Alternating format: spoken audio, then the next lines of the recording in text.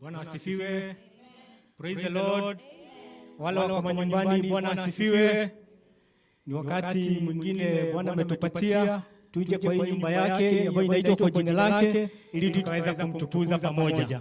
So tunashukuru Mungu. Sasa tunaanza ibada yetu kwa kuimba wimbo number 114 katika tenzi za rohoni, wimbo number 114. Bwana Mungu nashangaa kabisa, tukiongozwa na praise team.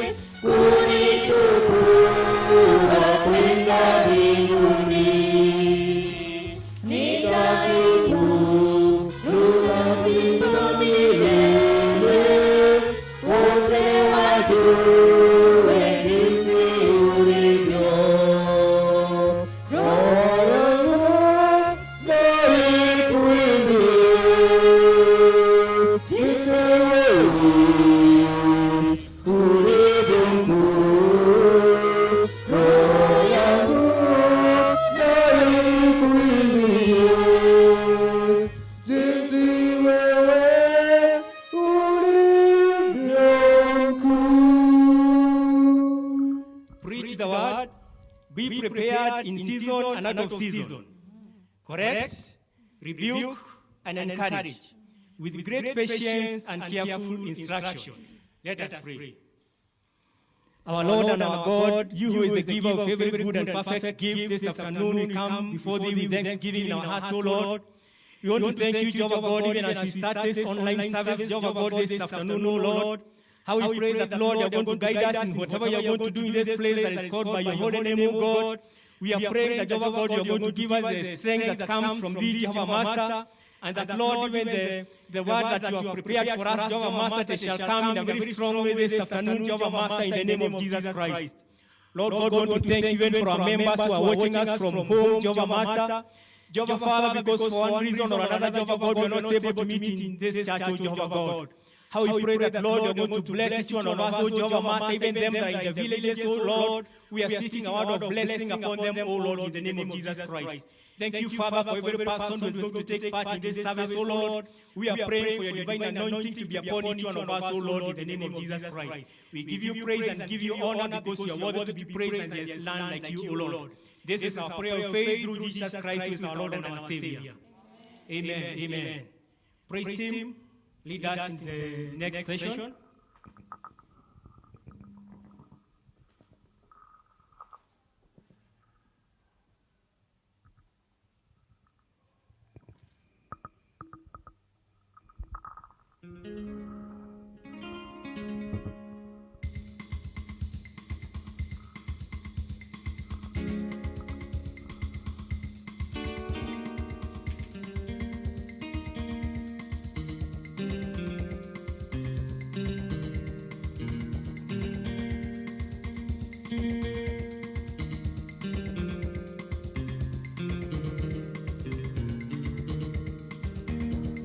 Heshima na sifa twakupa Ee Bwana, heshima na sifa pokea milele.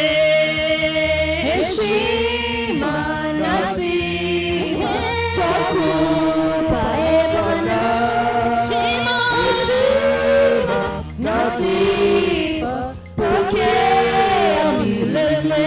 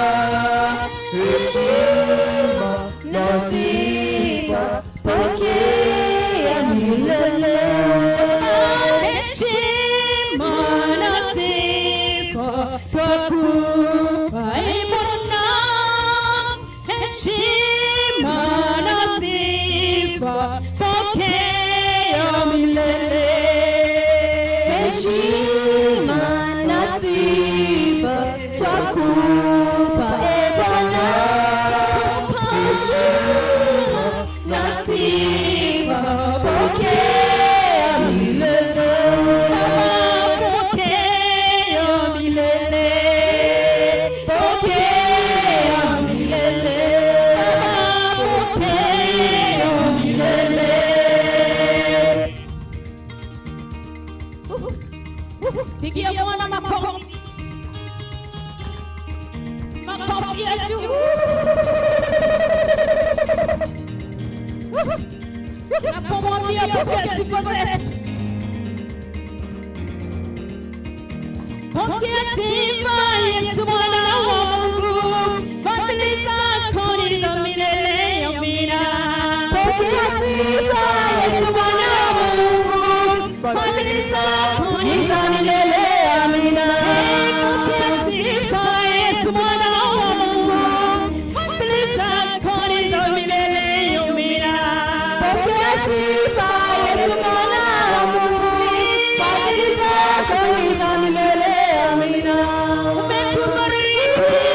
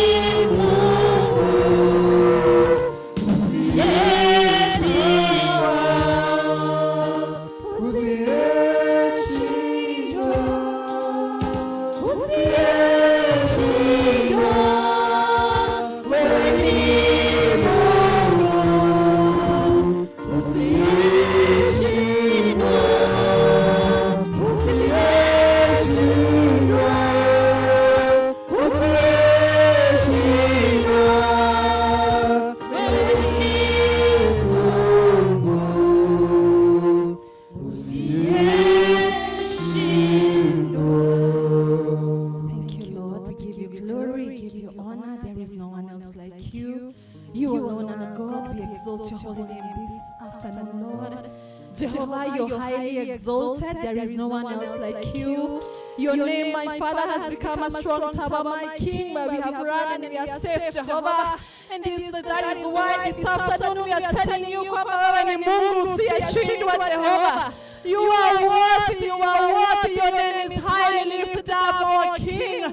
There is no other King like you. You are the God of gods. You are our Father, you are our God. You are our strength, oh my Father. You told Moses, I am, oh God, and yes, you've been my Father. You've been our restorer, Jehovah. You've been our King, oh my Father. You have given us strength every new morning. You have been our merciful God. You have been our provider. You have been our healer. You've been our everything. And this afternoon we are honored to stand before your presence, not because we are worthy, but because you're a gracious God. We give you glory, Lord.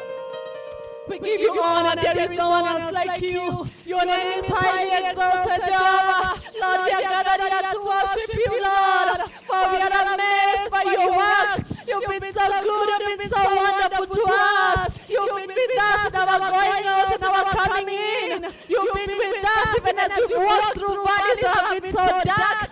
My King and my Father, when the waters have come raging, you have raised us, oh my Father.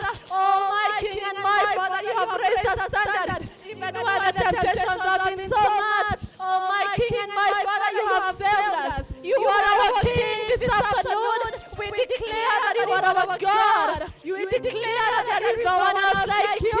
Your name is highly lifted up. Thank you, our Lord. Thank you, Jehovah. You are worthy. You are worthy.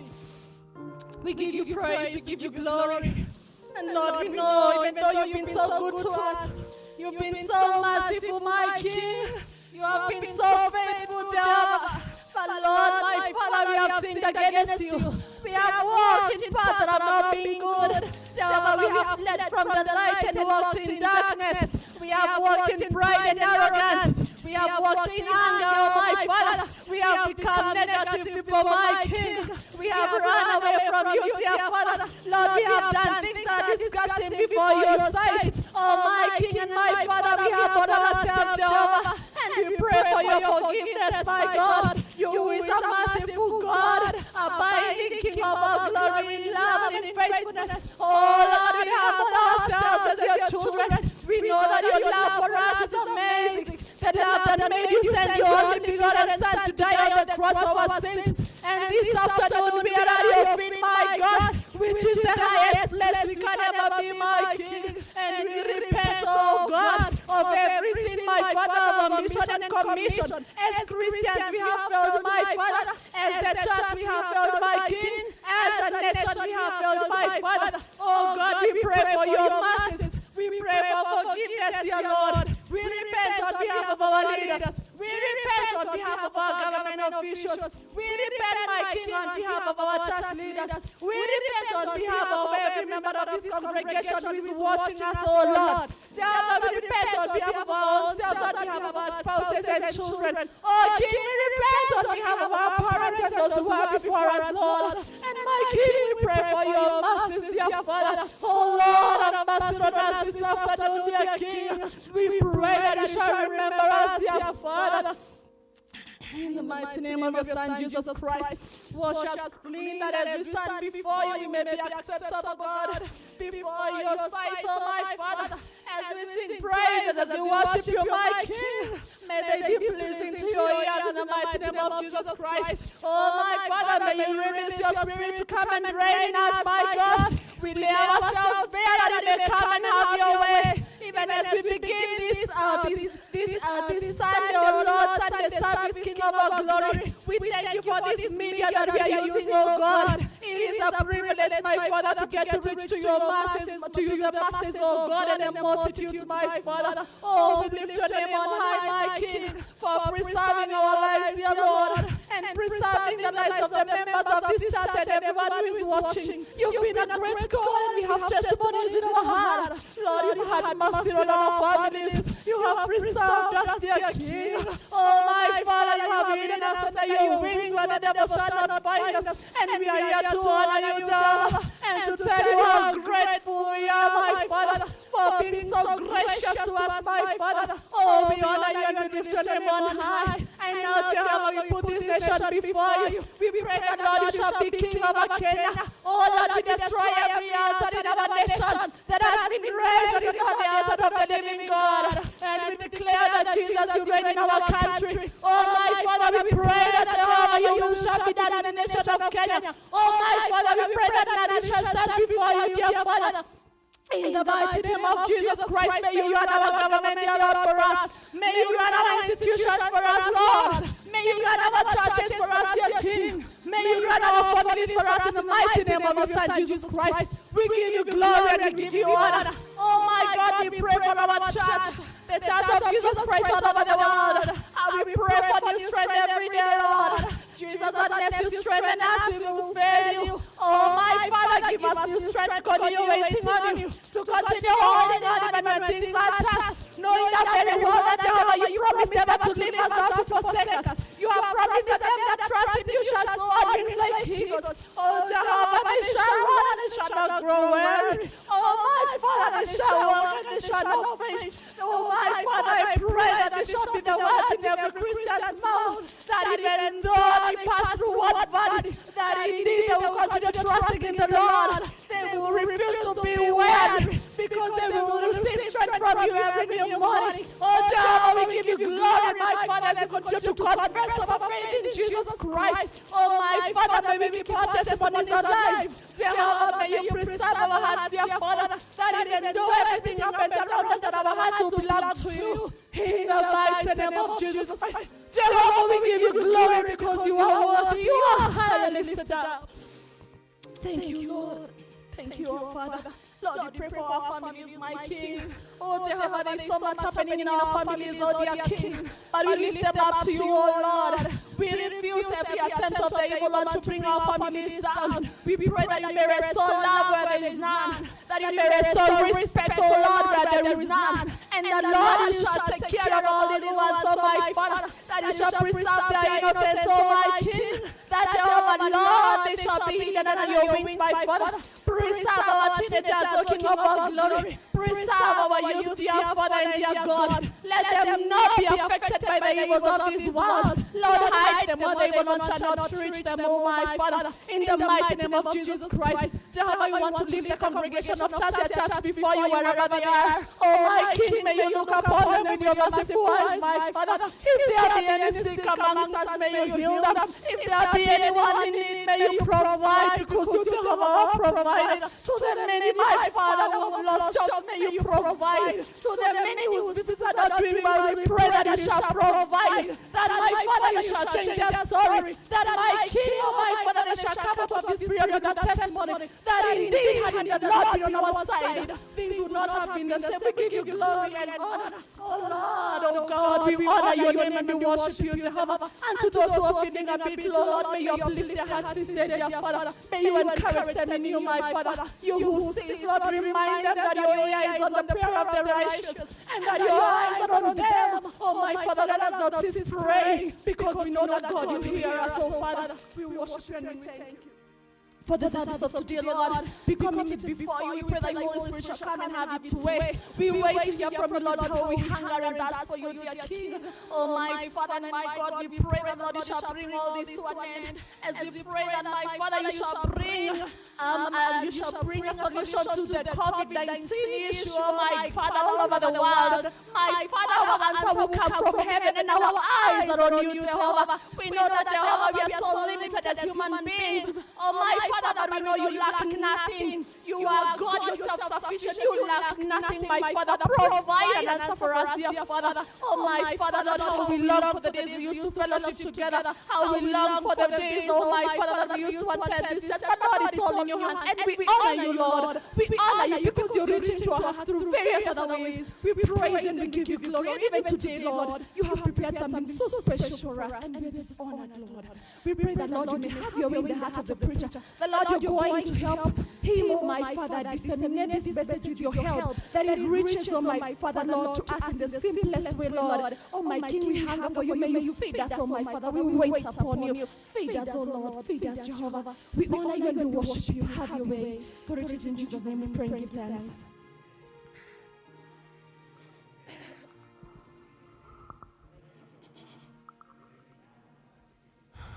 Give us this day our daily bread, and forgive us our trespasses, as we forgive those who trespass against us. Lead us not to temptation, but deliver us from evil. For thine is the kingdom, the power, and the glory, forever and ever. Amen.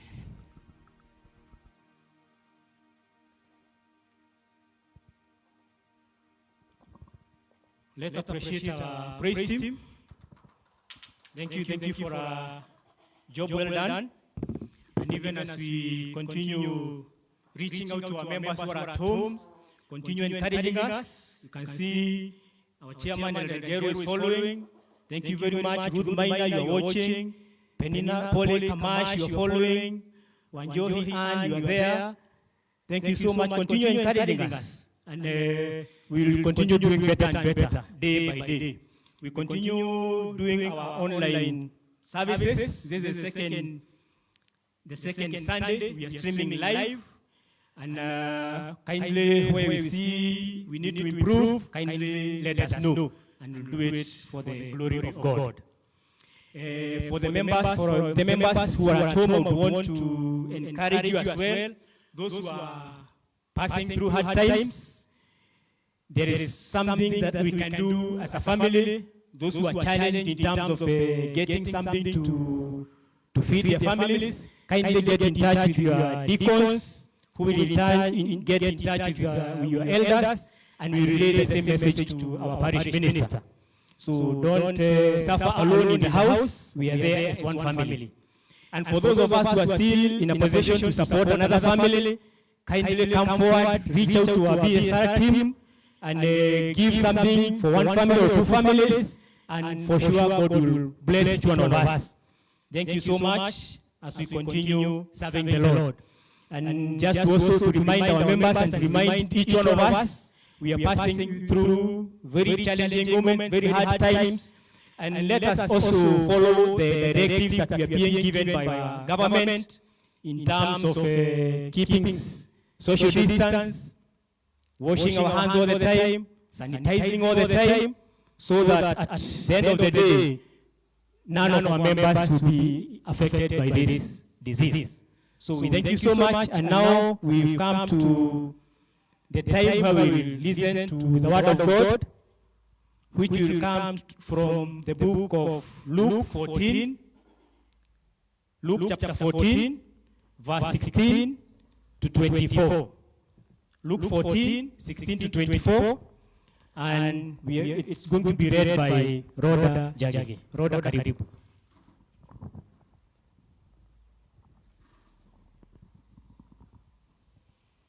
Praise the Lord, viewers. We are going to get our readings from the book of Luke, chapter 14, verses 16 to 24. I'll start. Akamwambia mtu mmoja, alifanya karamu kubwa, akaalika watu wengi. Akamtuma mtumwa wake saa ya chakula, awaambie wale walioalikwa, njooni kuwa vitu vyote vimekwisha kuwekwa tayari. Wakaanza wote kutoa udhuru kwa nia moja. Wa kwanza alimwambia, nimenunua shamba, shati niende nikalitazame, tafadhali unisamehe. Mwingine akasema, nimenunua ng'ombe jozi 5, ninakwenda kuwajaribu, tafadhali unisamehe. Mwingine akasema, nimeoa mke, na kwa sababu hiyo siwezi kuja.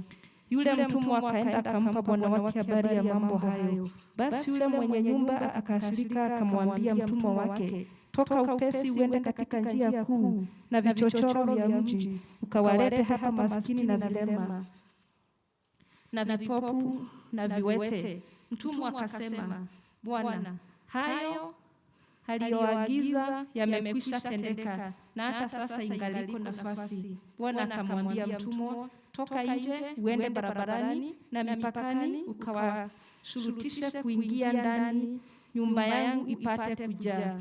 Maana nawaambia ya kwamba katika wale walioalikwa hapana hata mmoja atakayeionja karamu yangu. Na hilo ndilo somo letu. Mungu awabariki. Aliyekuwa anawasomea naitwa Rhoda Jage, nimeokoka. Asante sana Rhoda. Let's appreciate Rhoda. And even for our members who are at home, they're also giving us encouraging comments. Siwambo, unaona, unatuona. Rachel Njeri, you're following, but unasema kuna eko kiasi. Victor, do something on that. Kuna eko. Samuel Njuguna, you're watching. Thank you so much. Keep the comments coming so that we improve on our service. Thank you so much. And now we are going to rise up and sing song number 116 from our Tenzi za Rohoni. Wimbo unasema Bwana usehemu yangu. Ndio tutayarishe nyoyo zetu kutoka kwa Bwana. Bwana usehemu yangu, Rafiki yangu wewe, katika safari yangu tatembea na wewe, pamoja na wewe, pamoja na wewe, katika safari yangu tatembea na wewe. Mali hapa sikutaka ili niheshimiwe, na yanikute mashaka sawa sawa na wewe, pamoja na wewe, pamoja na wewe. Nikute mashaka sawa sawa na wewe, niongoze safarini, mbele unichukue, mlangoni mwa mbinguni niingie na wewe, pamoja na wewe, pamoja na wewe, mlangoni mwa mbinguni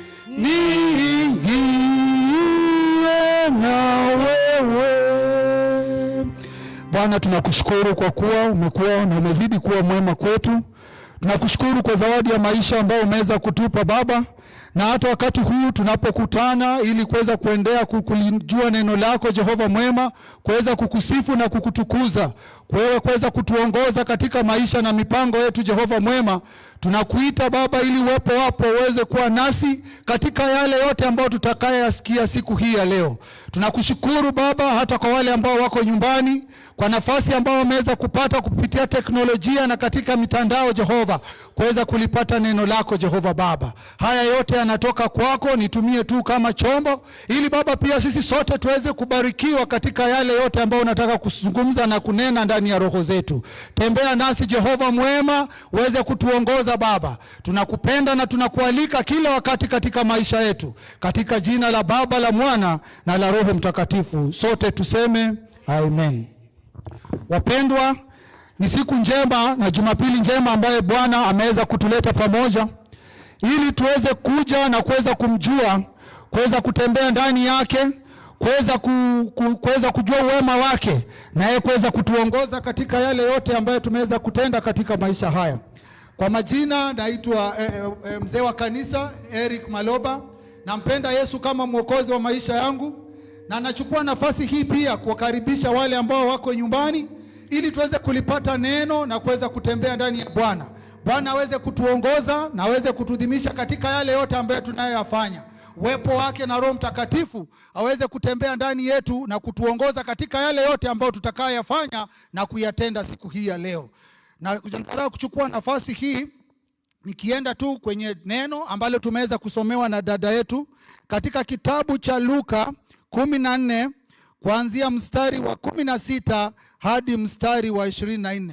Na tunapoangalia neno hili linatupa kuhusu watu watatu ambao walikuwa na himizo ama walikuwa na mambo ambayo walikuwa ya kariri na ya kuyatenda, lakini kukakuwa na vijisababu ambavyo viliweza tendeka na mambo haya hayakufanyika.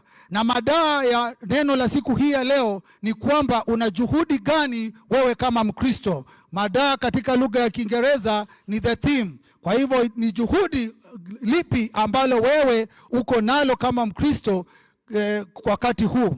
Na hapa tunaelezwa kwamba tukienda katika kitabu kitakatifu Luka kuanzia 16 kuanzia 14 mstari wa 16 hadi 24, na tunasema kwamba Yesu akawajibu na kusema kwamba kulikuwa na tajiri mmoja ambaye aliandaa karamu kubwa sana, na wakati alipoandaa karamu hiyo aliweza kutaka kualika watu ili waweze kuja katika karamu hiyo.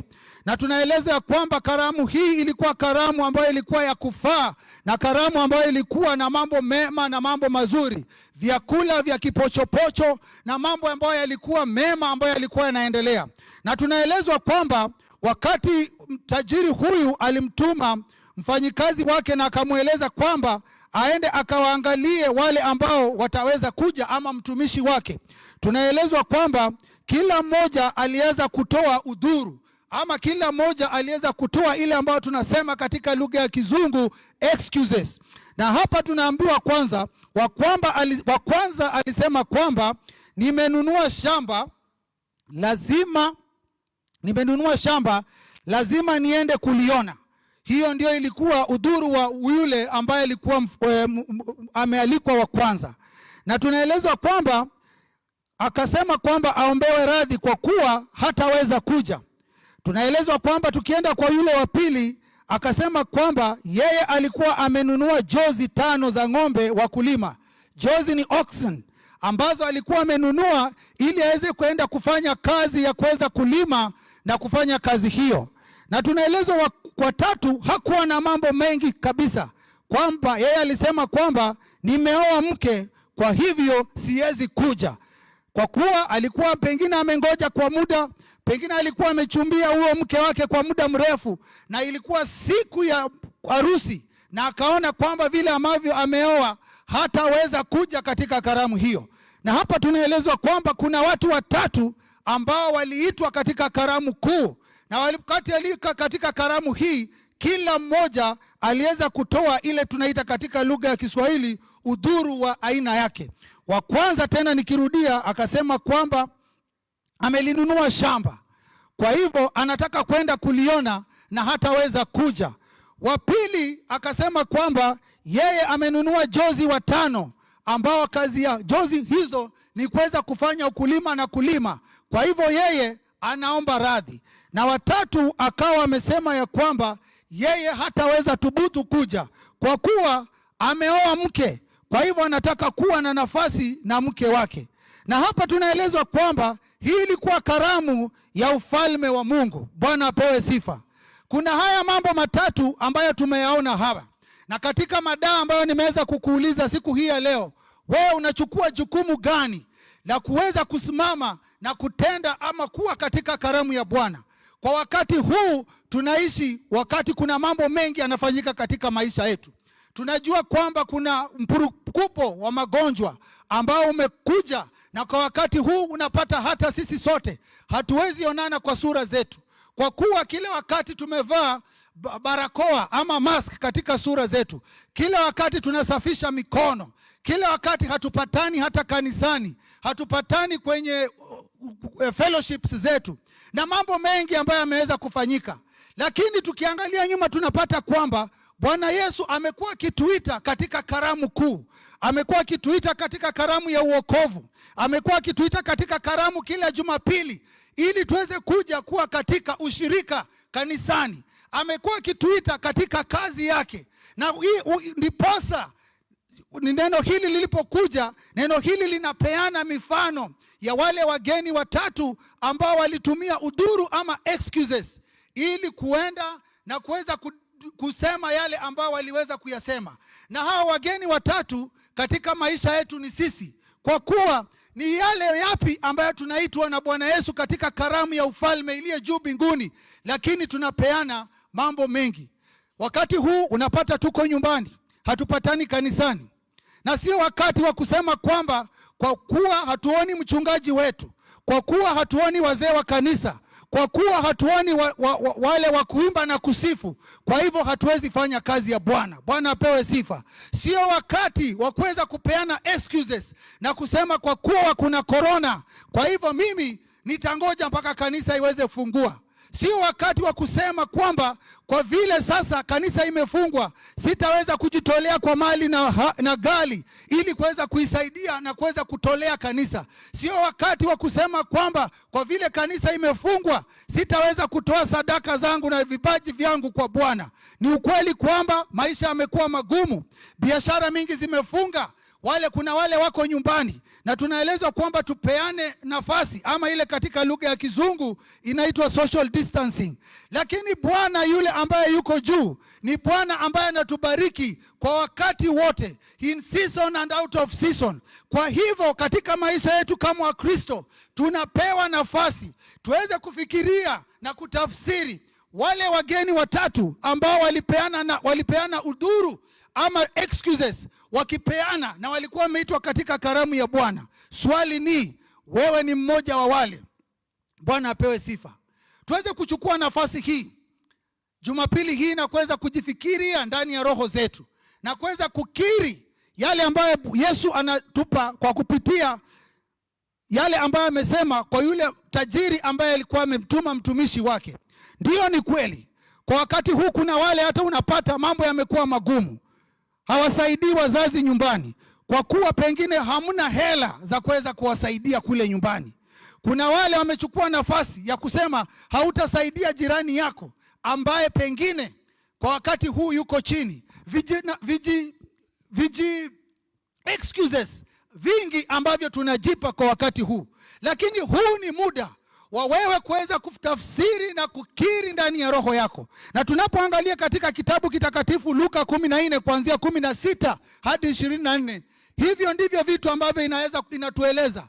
Kwa kuwa wale wageni watatu ambao walikuwa wamealikwa katika karamu, pengine kuna mambo makuu ambayo yangetendeka katika maisha yao, lakini walichukua ule muda na yale ambao walikuwa nayo katika wakati huo na wakaweza kupeana zile excuses ambazo walipeana.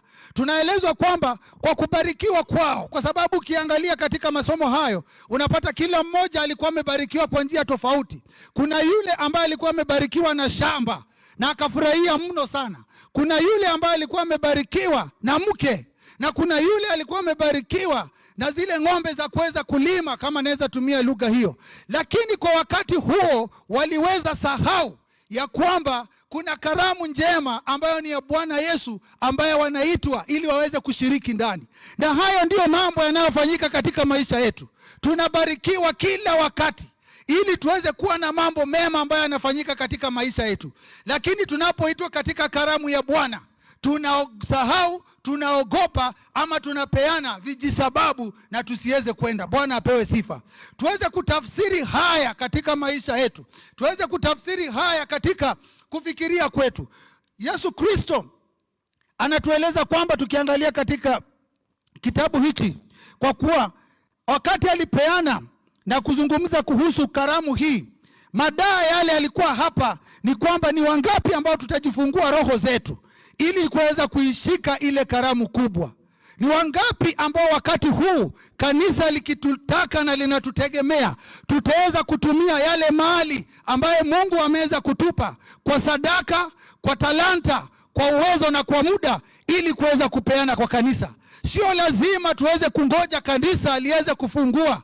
Kanisa si hili jengo ambalo tuko ndani. Kanisa inaanza na roho zetu. Bwana apewe sifa. Na huu ndio wakati ambapo tunafaa kujiangalia na kujimudu na kujifikiria ili kuweze kusimama na kutenda mambo katika njia inayofaa. Bwana apewe sifa. Na ndiposa hapa tunaona kwamba mifano hiyo mitatu ya mwenye shamba, ya mwenye jozi 5 na mwenye kupata bi harusi waliweza kwa wakati huo kusahau yale mazuri na wakisahau kwamba kuna mazuri ambayo yalikuwa yanawangoja mbele. Na nataka tuchukue nafasi hii katika tunapolisikiza neno hili tuweze kukiri na kuweza kufikiria na Bwana Yesu, tuweze kupata uwepo ambao utaweza kufungua roho zetu ili tuweze kusimama na kutenda mambo katika njia inayofaa.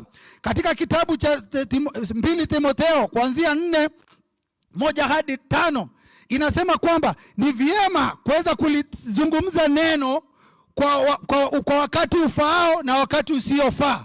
Kwa kuwa itafika wakati ambapo kutakuwa na wale watataka kuyasikia maneno ambayo yatakuwa mazuri kwa masikio yao, bali sio yale maneno ambayo ni ya uzima wa milele. Hiyo ni katika Timotheo wa pili 4 kuanzia 1 hadi 8, lakini ilikuwa nazungumza kuhusu 1 hadi 5. Unaweza soma hiyo yote. Inasema kuweza kuhubiri, kuweza kufanya kazi ya Bwana, kuweza kutembea kila wakati na neno la Bwana kwa muda unaofaa na kwa muda usiofaa, in season and out of season. Wacha tuchukue nafasi hii Jumapili hii ya leo ili tuweze kuangalia wakati wa mfano wa karamu hii kuu iliyoandaliwa. Ni nini ambalo wewe kama Mkristo wa Tasia utaweza kulifanya?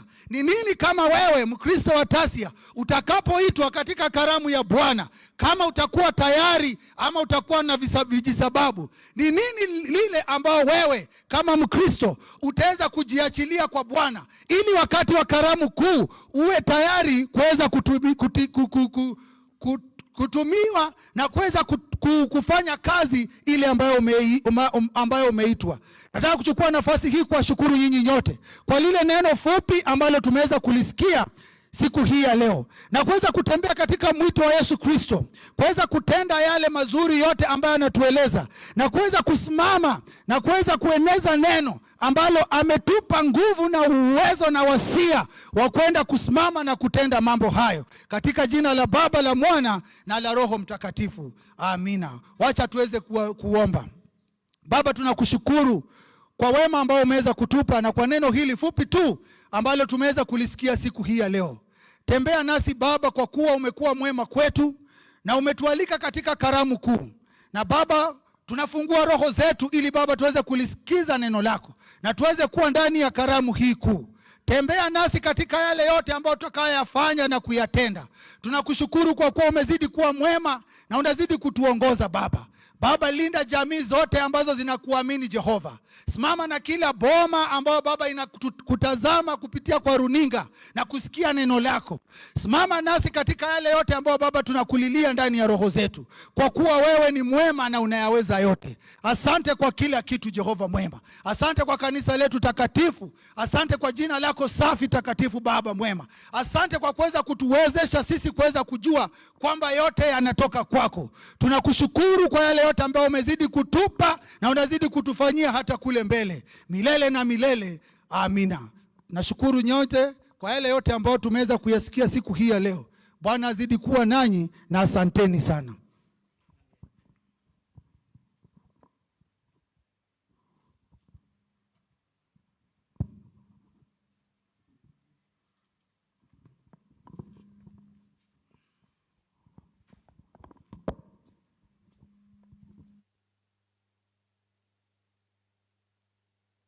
Bwana asifiwe. Asante sana Elder kwa hilo neno. May we be people who don't give excuses at any one time. Tujue ya kwamba kila wakati na kila siku ni siku ya kumtumikia Bwana. Na kwa wale ambao wako nyumbani, tunakuwa mnatupatia motisha.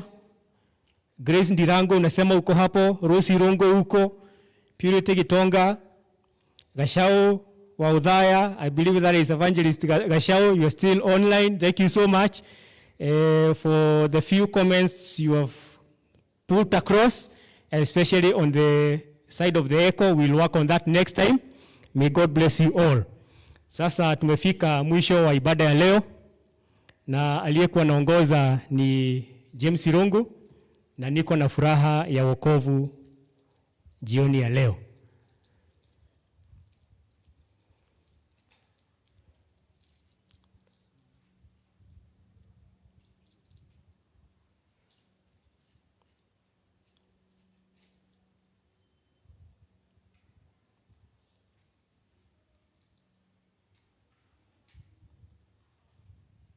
Asante sana. We appreciate you for giving us company. Wala hata mkiwa nyumbani, tuna appreciate sana. So tusimame sisi wote tuweze kusema neema pamoja. And now may the grace of our Lord Jesus Christ and the love of God and the fellowship of the Holy Spirit be with us now and forevermore. Amen.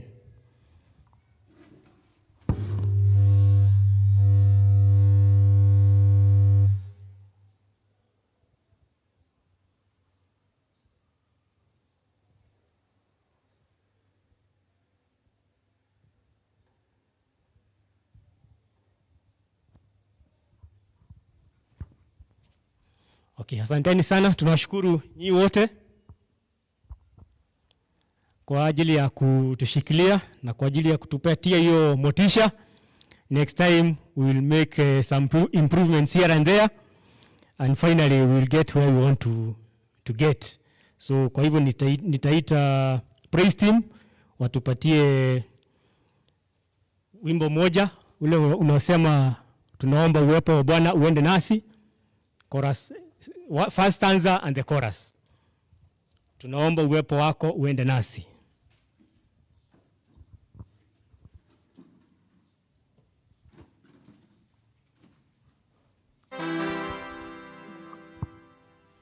Tunaomba uwepo wako uende nasi. Ewe Bwana wa majeshi tusikie. Kama huendi nasi, hatutaki kutoka hapa. Hatuwezi peke yetu, enda nasi. Tutavua mapambo yetu, vitu vyote vya thamani kwetu, mioyo yetu twaleta mbele zako, tutakase na utembee na